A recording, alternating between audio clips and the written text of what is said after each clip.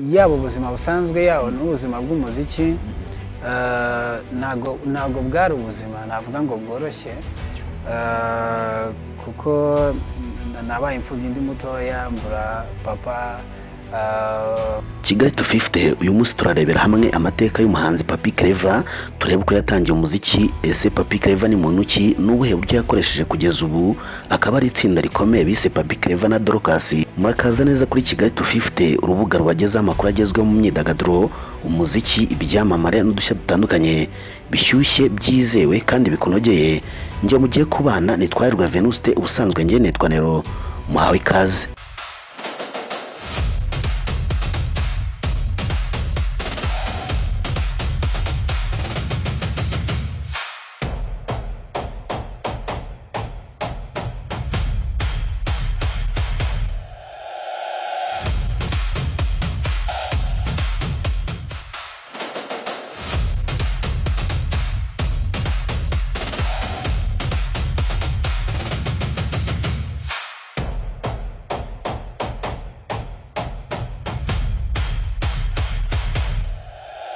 Amazina ye ni Tuyizere Pierre Clever, uzwi cyane nka Papy Clever. Ni umwe mu bahanzi bagize uruhare rukomeye mu kugeza indirimbo zo kuramya no guhimbaza Imana ku bantu benshi mu Rwanda no hanze yarwo. Papy Clever yavutse 1992, avukira Rusizi, bityo jenoside yakorewe Abatutsi yari kiri umwana muto.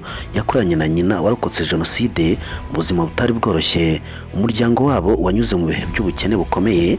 Nyina akora imirimo itandukanye kugira ngo abone uko atunga umuryango. Nubwo ubuzima bwari bugoye, Papy Clever yakuriye mu muryango wa Gikristo, kandi kuva akiri muto yatangiye gukunda umuziki wo guhimbaza Imana.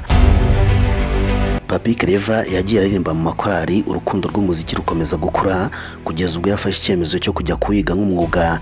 Mu mwaka wa 2012 yinjiye muri Kigali Music School, aho yamaze imyaka 2 yiga umuziki. 2014 yatangiye umuziki nk'umwuga, ndetse yaje no kugira amahirwe yo gukorera kuri iryo shuri nk'umutoza w'umuziki. Papy Clever yagiye aririmba no gukora mu makorali nka High Sop Choir ndetse na Ntora Worship Team. Papy Clever ntiyabonaga umuziki gusa nk'umwuga wo gushaka amafaranga kuri we, ahubwo impano ye yari uburyo bwo gutanga ubutumwa bwiza no gufasha abantu kwegera Imana. Mu gihe kimwe yanize amasomo ajyanye na IT muri Rwanda Polytechnic, kuko yifuzaga kugira undi mwuga wamufasha mu buzima bwa buri munsi mu gihe akomeza umurimo wo kuramya Imana. Ingabire Dorcas nawe yari umukobwa wakuriye mu muryango w'Abakristo, kandi yari asanzwe akunda kuririmba. Yaririmbye muri Goshen Choir muri ADEPR Muhoza, mu gihe Papy Clever yari amaze kumenyekana mu muziki wa gospel.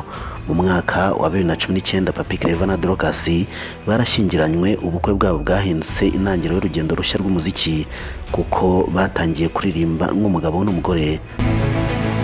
Papy Clever na Dorcas batangiye gukorera hamwe mu buryo bwihariye, bakora indirimbo zo mu bitabo by'indirimbo za Gikristo ndetse n'indirimbo zabo bwite. Muri icyo gihe bafungura urubuga rwa YouTube, ariko impinduka ikomeye iza mu gihe cya COVID-19, mu gihe amatorero yari afunzwe kandi abantu batarashoboraga guteranira hamwe. Batangira gukora online worship sessions, abantu benshi batangira kubakurikirana, bituma izina ryabo rikura cyane. Mu ndirimbo zakunzwe cyane harimo indirimbo Ameniwe Kahuru Kweli, indirimbo yo mu Giswahili yabaye imwe mu ndirimbo zafashe kumenyekana cyane mu karere ka Afurika y'Iburasirazuba. Bakomeje gukora indirimbo nka Mwokozi Wetu, Roho Yangu Inaimba n'izindi nyinshi.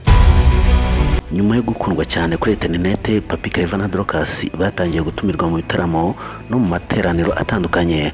Mu mwaka wa 2023 bakoze igitaramo cyabo cya mbere gikomeye bise Yavuze Yego, cyabereye Kigali. Nyuma yaho bakomeje gukora ibitaramo mu Rwanda no mu mahanga, harimo no muri Leta Zunze Ubumwe za Amerika. Mu Gushyingo 2024 bakoze igitaramo bise Made in Heaven Monarch Conference Arena, aho bayoboye abantu benshi mu gihe cyo kuramya no guhimbaza Imana. Papy Clever na Dorcas ni babaye abafatanyabikorwa mu muziki gusa, babaye umuryango ukorera hamwe. Aba bafite abana kandi bakomeza guhuza ubuzima bw'umuryango n'umurimo wabo wo kuramya no guhimbaza Imana. Mu mwaka wa 2024 batangaje ko bibarutse umwana wabo wa gatatu w'umuhungu. Inkuru ya Papy Clever ni inkuru y'umwana wakuriye mu bihe bikomeye, ariko niyemeye ko ibihe yamaze mu buzima bwe bwose bimuhagarika. Uyu munsi Papy Clever na Dorcas bakomeje kumenyekana nk'abaramyi bakoresha indirimbo mu guhamagarira abantu kuramya Imana no kuyegurira ubuzima bwabo.